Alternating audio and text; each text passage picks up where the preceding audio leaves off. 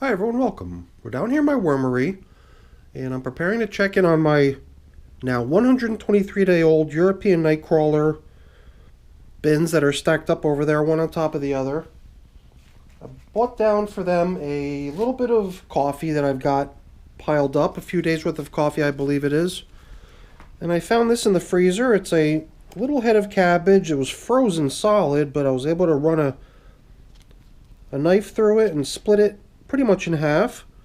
And I figured we'd give each of these bins one of these halves of a head of cabbage and some coffee. And that's going to be their feeding. So let's get them up on the bench and get started with this. So besides the cabbage and coffee, I've also got some fresh leaves that we can pile in here when we're done. Sometimes I think it's really cool to just have leaves spread out across the top like we've got right here. And I've got a whole box freshly reloaded, so we can be really generous. And the other things that I like to do sometimes is I like to mark where we last fed, so I'll usually do that with like a coffee filter. And I've got a couple coffee filters that we could use for that purpose right here. And then there's also some signs of another thing I like to do sometimes, which is lay out some plastic coverings. I mean, not plastic, paper, like newspaper coverings out on the top. It looks like we've got a couple traces of what might have once been top covering sheets of newspaper, but it looks like of all of them, this is the largest, and this one even is pretty puny at this point. So we're now at feeding number 12. So 13 days ago we came in here to give them feeding number 11. And I wanted to get those numbers rattled off really quick before I forget about them, because the other final statistical tidbit I'd like to share is the number 78, because 78 is how long we've been in progress now on an interesting little test going on down here in these systems. Each system was given a t-shirt 78 days ago, and I can already see parts of what might be the stitching that might have gone around the neck or something, just judging from its size, or perhaps one of the sleeves. Perhaps one of the sleeves, right? Because then that looks like it might be the stitching that goes up the shoulder. And I'm assuming that that would connect up to the stitching that goes around the neck. That would be this somewhat larger circular piece of somewhat elastic material connected over here to what appears to now be actual leftover fabric. But I mean, whatever it is that used to make up this other sleeve and neck portion, there's this, a little bit left over.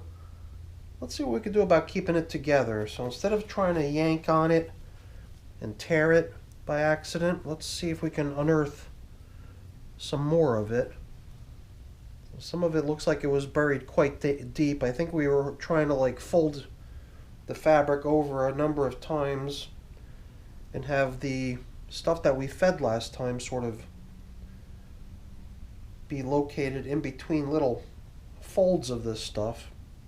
I've just got this feeling that at some point, and maybe we're already at that point, it's going to just become a little bit impractical try to hunt down every last piece of fabric of these t-shirts. I mean, if some of them still connect up to some of these stitchings that are made of some sort of material that's not going to break down, or this label that's not going to break down, those things will stay connected, I guess, as long as they're able. But if certain other pieces start to come separated, you know, if this is just a piece of fabric that was not attached to any of that stitching, then it might just end up floating around separate from our little collection. But it is kind of nice if we can keep it together to a certain point, because I think by doing so it'll just be a little bit easier at some point in the future to tell how close we are to the finish line, or if we've actually gotten there. And I think my guess is that, well, I don't know. I really don't know what to expect. I've not really composted many fabrics in the past. I've done towel, I've done socks. That was about it. So let's see. Let's just see what else we could do about excavating some leftovers out of the feeding area other than the t-shirt. Feels like we spent a good bit of time on just that one shirt, but it didn't really come out as a single piece. It felt like it came out as at least a few pieces. And that one elastic or some of those threads that make up the stitching around the sleeves and neck and over the shoulders, those little bits seem like they're all attached, so they'll stay as one, I'm sure, for a while. You know what? This piece of corn cob here looks like we've already, it's even got a piece of fabric cloth attached to it. We've been attempting lately to see if we can help corn cob along a little bit when we encounter it. Help it get to the finish line more quickly by helping it break down more quickly. And typically, if you're able to fragment things into smaller and smaller bits, exposing more of its material to worm traffic, then it'll ultimately speed the breakdown process along. It felt to me like I'd also bumped into a number of other various sized pieces. This too seems to me like corn cob, but it's such an unusual little shape and maybe not soft enough to break apart, so we're not going to bother with ones that aren't going to readily break apart. So yeah, this leafy matter that we sprinkled out here, who knows when. It probably wasn't the last time. It's probably leftovers from a previous time. I'm glad that I've got my box refilled, so we could be really generous on giving them a whole bunch of nice top dressing leafy matter. And then those two little half heads of cabbage, they're not that big, I guess. Whatever little bit of coffee I've got remaining in my box too, they'll get, but that's not a whole lot either. So maybe we'll just have to be back in here a little bit sooner to feed them. I mean, as long as we're giving them a whole bunch of leaves too, those leaves will definitely double as, you know, food. They'll use it as bedding, but they can also nibble away on the leaves too. Everything you end up putting into your worm bins eventually does become subject to being eaten. So down here, I guess we sort of did a somewhat different excavation approach. Here we got to see a lot more worms scattered throughout a lot more of the material. And perhaps we can just sort of extract some of the t-shirt from this pile of material. All this stuff that's sort of still strung together through those stitching bits. And over here somewhere I saw the label, I think. Still kind of all holding together almost like a single piece, but then here, for example, I can see a pretty good sized chunk that came dislodged from the rest of the t-shirt. Here's another one. So, seems like it's coming along pretty good. Both shirts are really making really good progress. One thing I really wanted to try to do was to avoid helping break the t-shirts down by ripping them or tearing them. But they were already just so fragile. They were extremely old shirts, extremely worn, already riddled with holes anyway on their own. So it really wasn't a very big surprise to see them sort of jump right into high speed when it came to breaking down here in the worm bins. I don't know, might have gone the same way with perhaps not so old t-shirts too. But these t-shirts, I mean, 78 days, that's pretty, to me that seems like pretty good progress for a couple large chunks of fabric being put into the worm bin. I don't know, I'm not sure what the expected amount of time is supposed to be. I think the last time I tried to compost fabrics, I was becoming a real stickler, looking for any little bit of cotton that might have still been left on some of the stitching. Like if there was a little piece of cotton like that still stuck there, I would say, well, we're not done yet, that little piece of cotton's got to go. So I felt like I kind of artificially inflated the amount of time it took to compost down those towel bits last time. So here I was kind of hoping to be a little bit more realistic and not try to judge the overall breakdown of the shirts based on little things that appear to be leftover fragments of stuff that had not been, you know, consumed yet by the worms. I want it to be a little bit more realistic to see if we can come up with a number, but it looks like we still got a little work to do here. I think the one thing I'm going to try to do is I'm going to try to spread that stuff out in a nice way that it doesn't get mounded up. So I think besides just top dressing, we could bring in a little bit of leafy matter here as sort of the foundation for today's feeding. And then we can start gradually putting this stuff in here, but I don't want it all just in a big mound, you know, so that a part of it would be obstructed by any other part of it. I'd like for all of it to be readily accessible to worm traffic. And some of this other stuff, we'll pile it in once we've perhaps thrown in some of all these leftovers here. The leftovers are going to continue to be nice, popular little snacks for them to come out and continue nibbling on, presumably. And then we can sort of try to get caught up over here by similarly taking any sort of a large piece that we can locate and spreading it out as best we can down here, perhaps leaving some of it up there to come in at a later stage, throwing in all these leftover bits of yummy corn. Right, and then perhaps a little bit more leafy matter. And then we've got a couple pretty large objects. I think perhaps the next thing we should put in are these heads of cabbage, little half heads of cabbage, because they're going to take up a little bit of space in here. I'll just sort of position them smack in the middle of the feeding zone like so. And they're pretty dense, you know, kind of hard little heads of cabbage, so I'm curious to see how they'll look by the next time we get in here to check on how they're doing. So let's continue draping out our fabric, our cotton, for maximum worm access. A lot of this is all just sort of the stitching, I think, which will not really break down. That's about as far as I expect to see that stuff go. So here too we've got another little piece of fabric here. Another chunk that I thought I might be able to drape out a little bit. I don't know. Where's all of it? Here's some more corn. Another chunk of corn. I guess I wasn't too careful about assembling all the leftovers into a single spot. They're kind of all over the place. So you know what, let's throw in a little bit more leafy matter. I'm just wondering about the dryness of this stuff. I mean, the surrounding material, all the castings that I encountered so far, I mean, I've got my squirt bottle here, perhaps just a little squirt of water. I did just pump this thing up with a whole lot of pressure, so it's dispensing quite quickly. I figured, what the heck, let's just dampen these leaves instead of leaving them in here dry.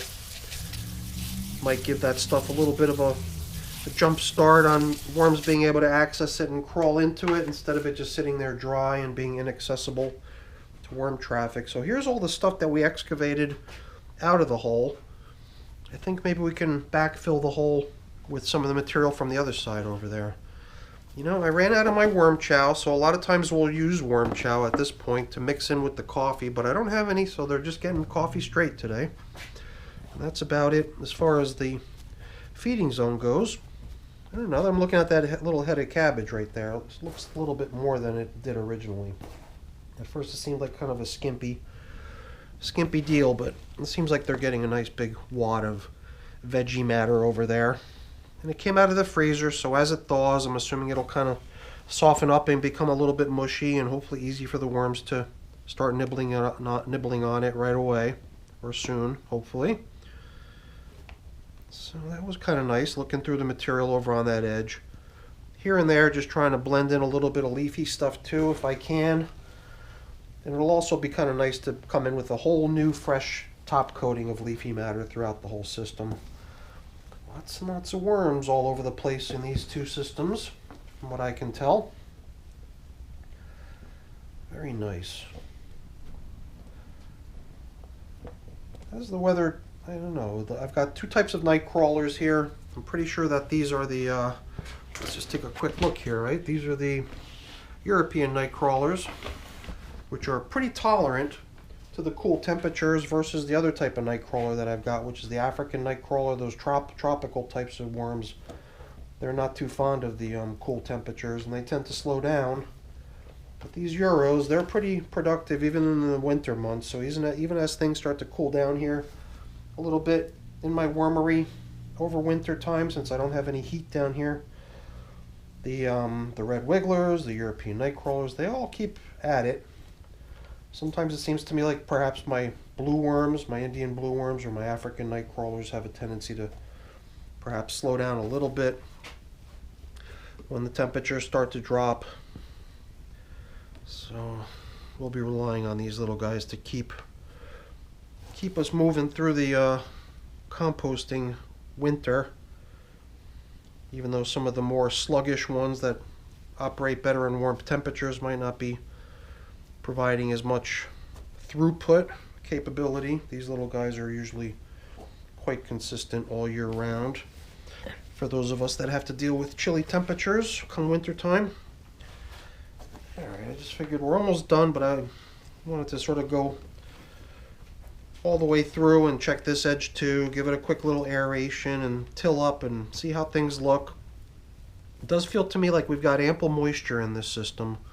Some of the stuff even seems almost like it's a little clumpy or overly clumpy and muddy, but that's fine. I don't mind that we added water because we did put in some pretty dry bedding, so the water will just compensate for that dryness.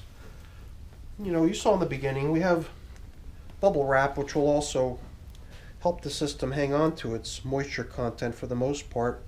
Now that my furnace is starting to run and the air in the house is starting to dry out a little bit as a result of that, it is good that we're protecting with plastic to help guard off against excess evaporation and drying.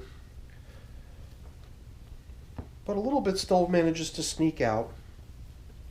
But these systems are a long way from being, you know, brought to conclusion and harvest and all that other fun stuff. So keeping them a little bit more damp is the way I tend to do it on systems that are around this age. A lot of moisture, you know. To me, a very soiled glove typically is a pretty clear sign that there's perhaps a little bit more moisture than is needed. But at this age, I think these systems can certainly benefit from having moisture. So why don't we get things covered up here and put away. That was a fun check-in. It's always interesting to see how the fabric's coming along in these sort of systems. I'm sure once I've done it, you know, a couple more times, it'll start to become old hat. But for me, composting fabrics is still kind of a novelty because I've only done it a couple times. And I'm always very curious to see how that's going to progress over time. And it's very interesting to watch how the worms just manage to nibble right through that stuff. And they work their way right around everything that they can't eat. So they'll eat all the fabric that they're able to eat and leave behind everything that they're unable to. And it's just so cool to watch, like with their little mouths, how precise they're able to whittle away what they can and leave everything behind that they're unable to chew away. So, feeding zone indicators, nice top dressing leaves. I think that pretty much brings us to the end of the check-in. So, let's get these top coverings in place. And that's about it. So hopefully you enjoyed the video. If you did, as always, please don't forget to leave me a quick thumbs up before you go. That's always really appreciated. And if you haven't done so already, please also consider subscribing to the channel. That's very much appreciated as well. All right, everyone. Thanks so much for watching. Have a great day. Bye now.